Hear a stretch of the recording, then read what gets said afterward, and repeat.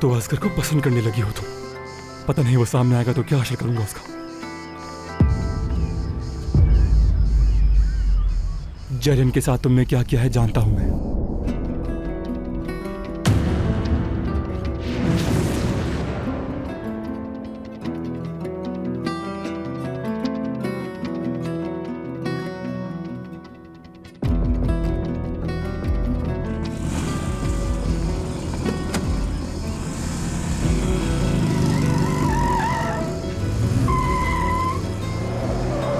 दिल छोटा मत करो मेरी जान, ठीक है ना? जो भी होता है अच्छे के लिए होता है। सब कुछ ठीक हो जाएगा, मैं तुमसे वादा करती हूँ, ठीक है? एलिया, क्या तुम सर असगर को पसंद करती हो? नहीं आयशा, ये मैंने इसलिए कहा कि मीरो चला जाए।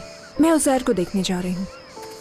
असगर सर कब तक आएंगे? मैं उनके साथ समंदर में जाना चाहती हूँ।